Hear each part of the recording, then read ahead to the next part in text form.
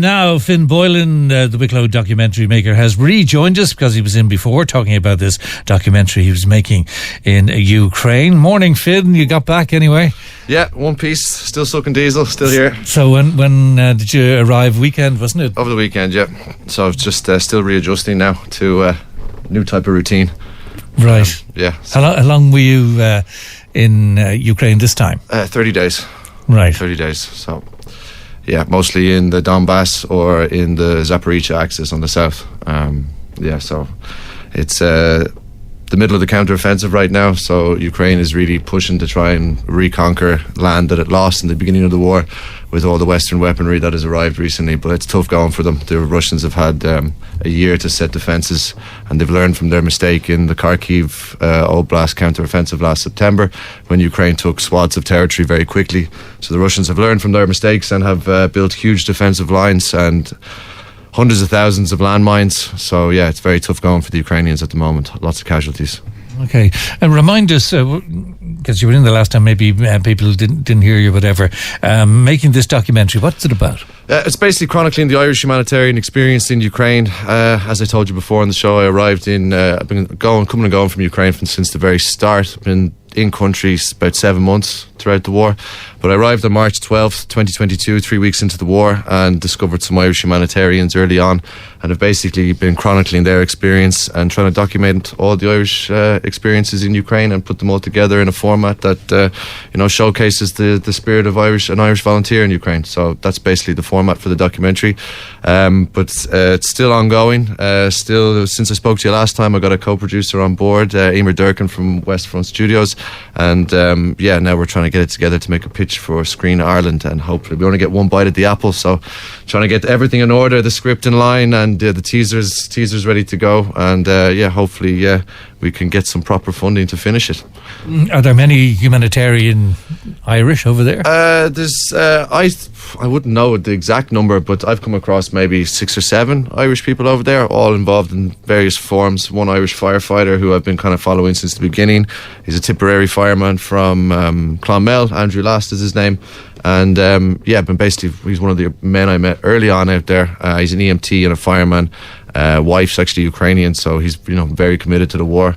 Basically been following his experience on this last trip. There's a few others. Another man was a member of a civilian evacuation team from Donbass. Dayton Brennan is his name, ex-Irish soldier. He's another man that I was following as well, and a few others here and there, but still trying to decide which ones go in the script and which ones don't. So I still have to, I'm only back this weekend, still have to meet my producer and have a rehash of the script and see where we go from here. But that's basically the narrative structure, is basically chronicling the Irish humanitarian experience in Ukraine, because there hasn't really been a documentary that a contemporary film that follows Irish humanitarians in a foreign conflict. So right, have you come across combatants? There is one that is, I can't name him at the moment, he doesn't want to be named right now, but there is another ex-Irish soldier who's out there volunteering in a combatant role, but mostly on drones. He's a bit older. He left the Defence Forces in the early 2000s, he's more involved in the drone side of things, so he's right. One of the combatants. But in terms of access to foreign volunteers, it's kind of difficult. A lot of them don't want to talk, and they don't want their to have problems when they come home. So this is an issue for a lot of foreign volunteers. They're shy of the camera out there. Yeah, okay, maybe understandably. We talked before about you being in Ukraine. What's it like there? And I'm going to put it in context for myself, because before the pandemic, Ryanair flew to Kyiv, and I sort of had it on the list to say, that wouldn't be bad now, just trying a weekend in Kyiv to see what it was like. So I never got there, obviously. But what's it like in Ukraine and indeed in the cities? Well, it's very different. Ukraine is a huge country. Like, to put it in perspective for you, the distance between Lviv, which is the first city once you cross the Polish border, the distance between Lviv, which is the humanitarian hub, the distance between that point and the front line in Donbass is the same distance between Lviv and Milan in Italy. It's enormous. It's 1,200 kilometers. So you're in Lviv, they don't experience the war. Really, the total casualties since the war began there is 13. Nothing. you know. And then you get to Kyiv. Now, Kyiv was frontline a year ago during the Battle of Kyiv. Now it's a functioning city like anywhere else. It gets air raid sirens and some drone attacks. But then when you go closer and closer to the Donbass, that's when you really experience the war. But it's been going on there since 2014. But even when you're there, where I was, in Kramatorsk, which is the major city that's still under Ukrainian control, you can still, you have bombings, air defense, air raid sirens, impacts. You're still within rocket and artillery range.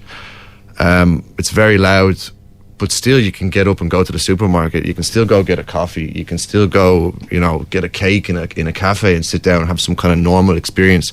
And that's like 30 kilometers from the front. And then from that point, the closer you go, that's when things really, really, really start to change. Up until you get within 5, 6, 7 kilometers from the front, that's when, things are wiped off the map. But even me, like, I've never been to the zero line. They call the front line the 0 point. It's almost impossible for journalists to get there. Only military can go there. Closest I've been is 4 kilometers from the front. And like, I've been personally under shelling before, but I would still never say I've been to the front line. But even I have never experienced the true horror of what is gone beyond the zero, or gone beyond 3 kilometers to the front. So it's very different based on where you are. So, like, frontline areas are absolutely wiped off the map, but I only still experienced like a taste of it. I never really see the absolute horror. Although I was on this trip, I was in a stabilization point, which is a hospital for the 5th Assault Brigade, who are assaulting around the flanks of Bakhmut. Maybe your listeners have heard about Bakhmut over the last year. It's been basically the meat grinder, which has been going on for a year, city in East Ukraine.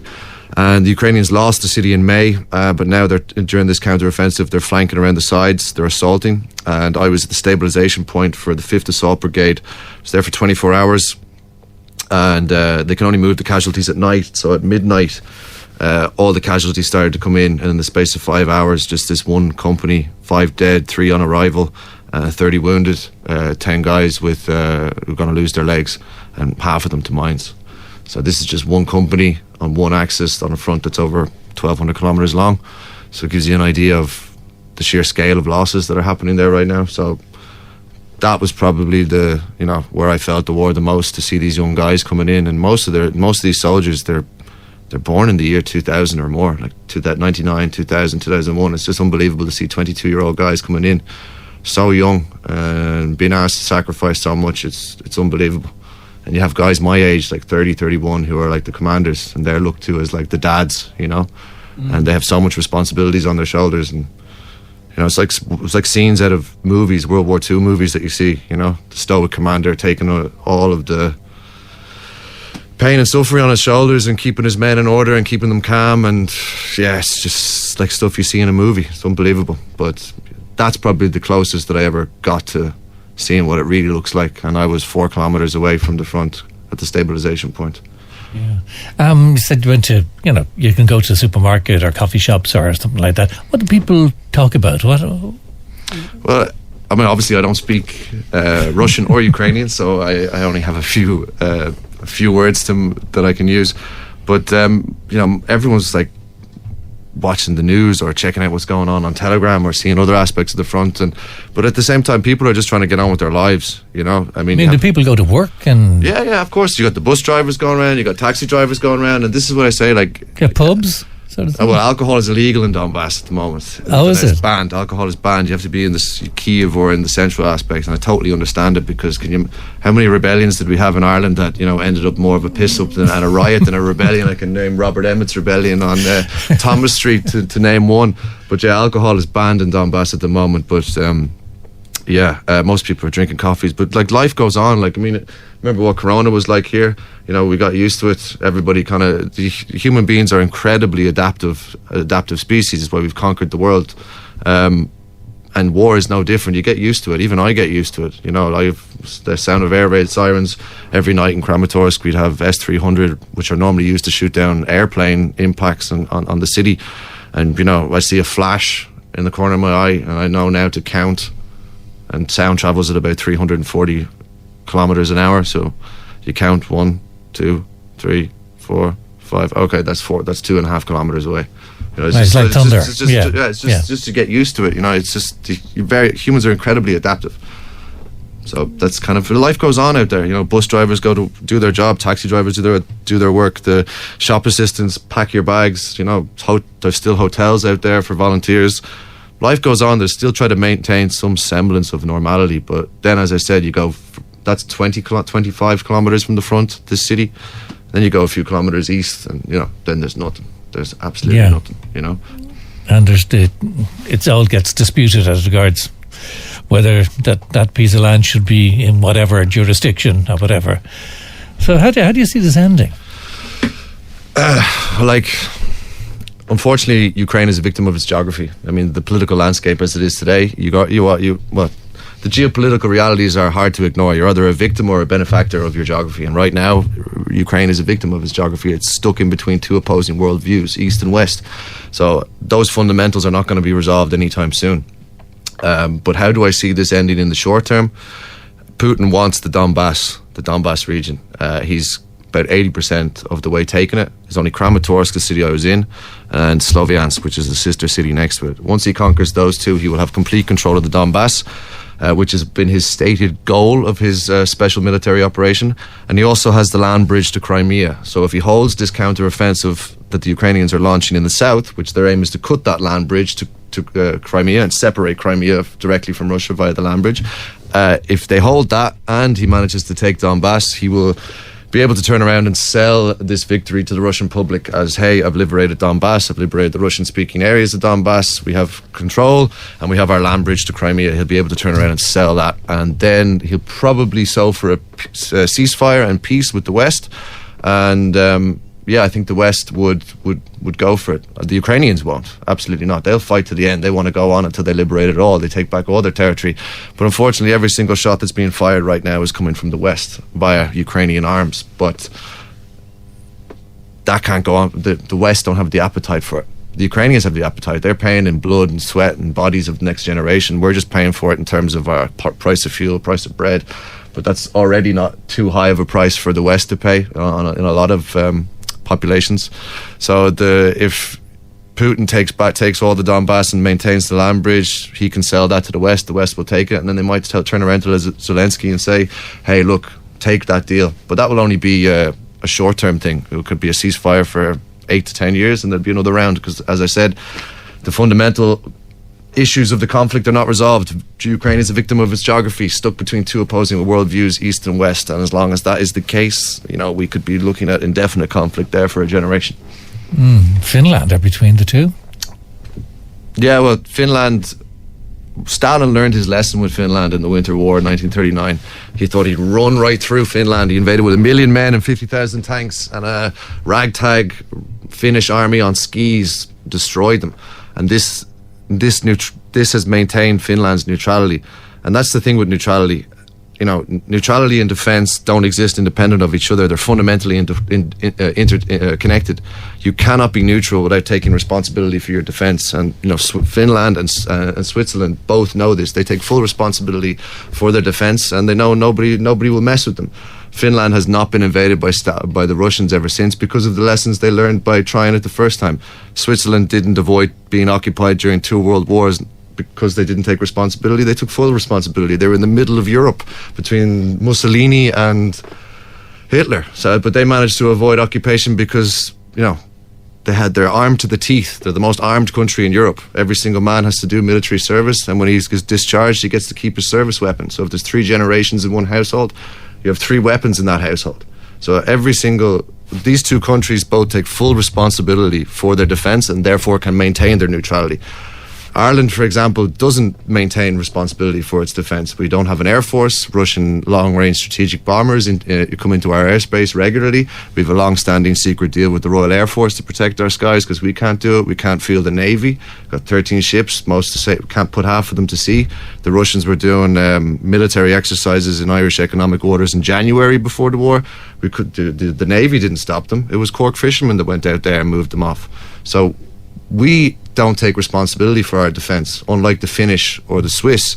But unlike Ukraine, we are benefactors of our geopolitical landscape. We're stuck between Britain and America, the 2 biggest, best armies in the world. Even the north half of this island, Northern Ireland, is part of NATO. So we are a beneficiary of of the geopolitical landscape of today, unlike Ukraine. But that wasn't the case 500 years ago for Ireland. Like, we were a victim of it, like Ukraine. You know, we were the Catholic backdoor to invade Britain for the French and the Spanish to come in. So we were a victim on that front. But now, 500 years later, we're a beneficiary of it. Okay. So the documentary. Let's go back to the documentary. Okay. Yeah. What's the plan? Plan is pitch it to Screen Ireland, get Screen Ireland on board, and try get proper funding, because I've been alone in the wilderness on this for the last year and a half. Only since our last conversation got a producer on board. So, you know, the rubber has hit the road and we're moving forward. So it's good to have someone on board, and big thanks to Emer Durkin, my producer, for getting behind me on this. Right now getting married in a couple of weeks, so I can't really talk about going back anytime soon. Fiancée is absolutely finished with Ukraine, as you can imagine. So yeah, what's her nationality? My fiancée is Italian. Oh, right. Yeah. You're such an international thing, there's no doubt. Yeah. Listen, keep us informed, not of the wedding and all that. Best of luck with that. But as regards the documentary and how things go, and best of luck with Screen Ireland. You're hoping to persuade some sort of help, is it? Funding is what we need. Funding to finish it, funding to edit it. I got 5 terabytes of footage, and at this point now it's beyond what I can do as a single person, a single man on this project. So I only get one bite at the apple. So, I have to get all the ducks in order and make a strong pitch. So hopefully this will help. This interview will help, and also there's going to be a piece on me in the film next Thursday on RTE Primetime about the documentary and what I've been doing out there. So if anyone's interested to have a little teaser as to what has been going on, you can take a look next Thursday on Primetime. Great stuff. Okay, Finn Boylan from County Wicklow, a documentary maker, making a documentary about the Irish humanitarian involvement in the war. Thanks very much indeed, Finn. Thanks for dropping in. Thanks for having me on. Thank you.